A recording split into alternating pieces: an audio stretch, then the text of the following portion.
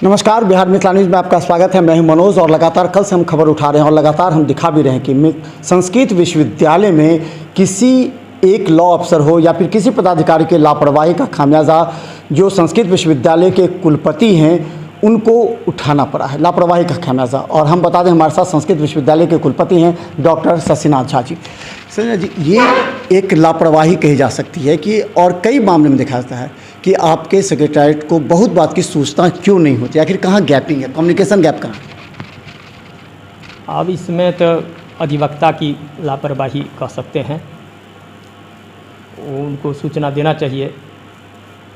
वो कहना है अधिवक्ता का, जो 20 तारीख को जो सुनवाई थी उसमें पहले की सुनवाई में जज साहब ने कहा था कि कुलपति महोदय आकर के जवाब दें, लेकिन जब ऑर्डर निकला तो उसमें उसका जिक्र नहीं था, इसलिए हमने सूचित नहीं किया। लेकिन जज साहब तो हम गए नहीं, 20 तारीख को हमें सूचना नहीं थी। लेकिन 20 तारीख को सुनवाई के समय में जज साहब कहे कि कुलपति साहब कहाँ हैं, कुलपति क्यों नहीं आए। उसका जवाब वो कहा कि नहीं, लिखित आदेश नहीं था। तो बिगड़ गए जज। हम कहा था आपको लाना चाहिए, आप जवाब दीजिए। उनको हम बुलाते हैं, आपकी आवश्यकता नहीं है। वो डीआईजी को लिख दिए कि उनको हाजिरी कल कराना है,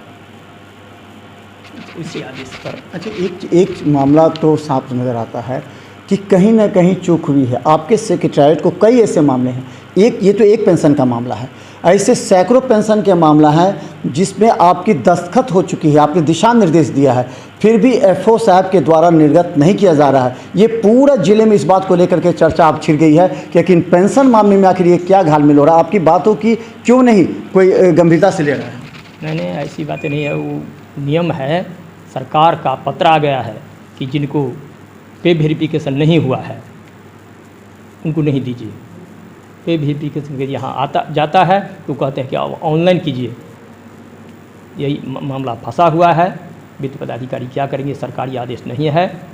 तो इसलिए ये मामले में हमने राज्य सरकार से फ़ोन पर बातें की, कहा कि नहीं, सीरियस मामला है, इसमें हम ऑफलाइन भी करेंगे। इनका पे वेरिफिकेशन हो गया था? नहीं होगा, तो इसीलिए तो रुका था।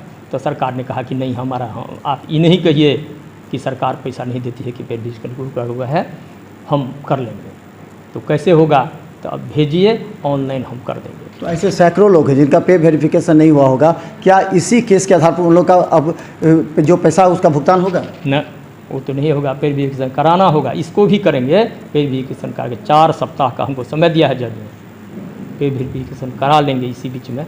तो सरकार ने कहा कि हम ऑफलाइन भी कर देंगे। इसका तो 2 कैंडिडेट ऐसा है जो कि एकदम सीरियस है, वो सख्त आदेश है कोर्ट का, तो उसका हम पे वेरिफिकेशन करा देंगे सरकार से, और दूसरे का ऑनलाइन हम करा रहे हैं। अच्छा शशिनाथ जी, आपके बारे में कहा जाता है आप काफ़ी गंभीर हैं, आप विद्वान भी हैं, आप ईमानदार हैं। सबसे बड़ी बात, आप ईमानदार हैं, आपके प्रति आज तक एक बार भी उंगलियां नहीं उठी। लेकिन ऐसे सैकड़ों लोग हैं जो दिन रात मेहनत कर अपनी ज़िंदगी संस्कृत विश्वविद्यालय में गुजारे हैं।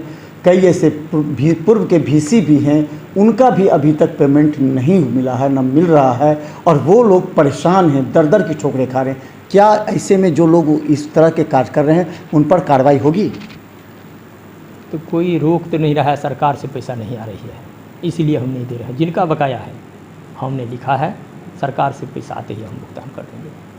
मिथिला विश्वविद्यालय में हमेशा लगता है एक बार पेंशनर के लिए एक आयोग का गठन है जो कि हमेशा उस पर स्टडी करती है, काम करती है। संस्कृत विश्वविद्यालय में आज तक ये नहीं हुआ। करोड़ों रुपए अभी भी फंड हैं पड़े हुए, लेकिन उन लोगों को पैसा निर्गत नहीं किए जा रहे, जैसा कि आरोप लगा रहे हैं कई। नहीं, ऐसी बातें नहीं है, पैसा तो जमा नहीं है उन लोगों का। जो है भी पैसा तो हम देंगे, तो पे वेरिफिकेशन के बिना नहीं दे सकते हैं। जिनका रुका हुआ है उसी के लिए रुका हुआ है। हम प्रयास में है जिसमें सफल हो जाएंगे। पे वेरिफिकेशन में कितना समय लगता है? कई सालों साल लग गए हैं, कई के पे वेरिफिकेशन नहीं हो रहे हैं। इसमें कहाँ से कराना पड़ता है इसको? तो राज्य सरकार में नहीं हो रहा है। हम स्पेशल ऑफिसर वहाँ दे दिए हैं, नोडल ऑफिसर नियुक्त कर दिए हैं सेक्रेटारिएट में, लेकिन वो नहीं हो रहा है। अब क्या, कहाँ तक सरकार की सहयोग नहीं है कि हमारा काम नहीं हो रहा है। यहाँ से जाता है तो अब तो ऑनलाइन होगा। ऑनलाइन सब पहले कॉलेज से ऑनलाइन करेंगे, फिर यहाँ यूनिवर्सिटी करेगी, उसके बाद वहाँ होगा प्रक्रिया है, वो पे वेरिफिकेशन हो जाएगा, किसी का रहेगा नहीं। हमारे यहाँ भी प्रोवीसी को उसका भार दे दिए हैं पेंशन का, और वो चालू हो जाएगा। प्रोवीसी कह रहे हैं हमको कोई जानकारी नहीं। कल उन्होंने हमारे साथ इंटरव्यू में कहा हमें बहुत बात की जानकारी भी नहीं रहती है। आपको मालूम है कि कितना केस ऐसे हैं लंबित हैं अभी तक? लंबित बहुत नहीं है, 20-25 ऐसे लंबित हैं, और नया अध्यादेश के तहत एफिलिएटेड कॉलेज को जिसका पेंशन स्वीकृत नहीं था उनको भी पेंशन, उपशास्त्री महाविद्यालय को पेंशन भी दिया जाए, तो इसके तहत तो 60-70 आदमी हो जाते हैं जिनका कि वेरिफिकेशन होगा, तब वेतन निर्धारण होगा। कोर्ट में कितना ऐसे मामला है पेंशन से संबंधित लंबित हैं? 30-40। तो उन लोगों पर कैसे विचार होगा? क्या इस केस के जरिए ही उन लोगों का भी रास्ता खुलेगा? नहीं, वो तो पे वेरिफिकेशन करेंगे, हम प्रक्रिया चल रही है हमारी, पे वेरिफिकेशन हो जाएगा, तुरंत हो जाए उनका, और जितने हैं केस में गए हैं उनका सबका निराकरण पहले ही केस होने से पहले ही हम कर लेंगे। सभी अधिकारियों का जो आपके विश्वविद्यालय के हैं उनका कहना है कि आप जो काफ़ी कम बोलते हैं, गंभीर हैं, इसका नाजायज़ फ़ायदा विश्वविद्यालय के कई प्रशासनिक अधिकारी उठा रहे हैं और बदनामी विश्वविद्यालय की हो रही। कितनी बड़ी बदनामी हो गई पूरे बिहार में या देश में कि एक संस्कृत विश्वविद्यालय के विद्वान कुलपति को इस तरह हाजिर कराना पड़ा। तो इसमें जो लोग हैं क्या उस पर जांच बिठेगी, उन लोगों पर कार्रवाई होगी? हालांकि कोर्ट ने कह दिया कि ऐसे वकील को आप दोबारा मत लाइए।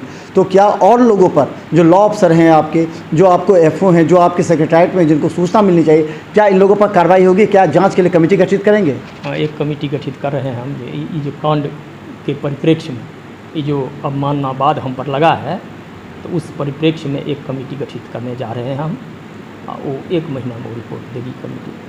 इस प्रकार के और भी जो केस हैं उन पर विचार करेगी। क्या लगता है कि कोई साजिश भी रची गई है आपको? क्योंकि आप ईमानदार भी हैं, आपके हाथ से इधर से उधर एक भी पैसा नहीं, साल में आपका मात्र घर का जो खर्चा जो ऑफिशियली वो 24,000 रुपया है, यानी 2,000 रुपया, जो बहुत को खलती भी होगी, जो पहले बिल भरता था। तो क्या लगता है कोई साजिश भी है इस पर?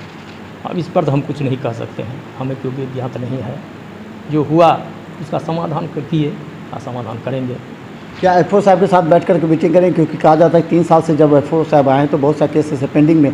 जी, कुछ लोगों ऐसे ने भी कहा कि उन्होंने पे वेरिफिकेशन करवा लिया, फिर भी उन लोगों को नहीं दिया, और कहा गया कि ऐसे क्यों हो गया, कैसे हो गया, पे भुगतान करना पड़ेगा। क्या एफओ के साथ बैठक होगी? क्या इस तरह का, क्या कि आगे ये मुद्दा ना आए, क्योंकि ये पूरी तरह गंभीर हो गया? एफओ के साथ प्रतिदिन हम बातें करते हैं, ऐसी बातें तो नहीं है। जिनका पे वेरिफिकेशन हो गया है उनका तो प्रक्रिया है, वो हो जाएगा, उसमें कोई दिक्कत नहीं है, उनको हो जाएगा।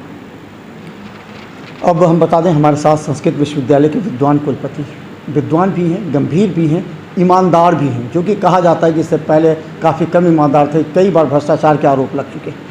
इस परिस्थिति में कुलपति के द्वारा अब जब तक कड़ाई से ऐसे लोगों पर कार्रवाई नहीं होगी तब तक संस्कृत विश्वविद्यालय अपने पुराने स्वरूप में नहीं आएगा, क्योंकि जो ईमानदार और गंभीर हैं इनका फ़ायदा भी नाजायज़ फ़ायदा लोग उठा रहे हैं। अभी सैकड़ों ऐसे केस पेंडिंग है जिन पर फिर कोर्ट में जवाब देना पड़ेगा, और इसके अलावा कई लोग ऐसे जो दिन रात अपनी मेहनत लगन से इस संस्कृत विश्वविद्यालय में अपना जीवन दिया है, उन लोगों को भी पेंशन भुगतान बिना 1 रुपया पैसा खर्च किए हुए हो, ये सबसे बड़ी कुलपति की प्राथमिकता होगी। अंत में क्या संदेश देना चाहेंगे इस घटना के बाद? आप क्या कहेंगे जो लोग मर्माहत हैं आपके साथ इस तरह की घटना के बाद?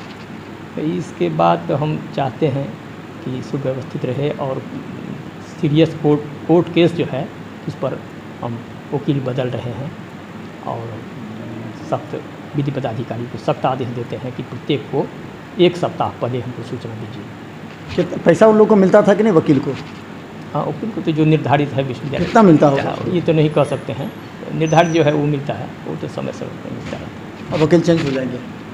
सभी नहीं, जिनको चेंज करना होगा। तो कोर्ट ने तो कहा है कि उनको मत दोबारा मत है, वो तो उसी क्षण कह दे, माफ़ी मांगे और कहे जो हम त्यागपत्र देते हैं, वो तो स्वयं हट देंगे। हम हटाते तो स्वयं हट रहे हैं, कोर्टे हटा दिया। तो धन्यवाद।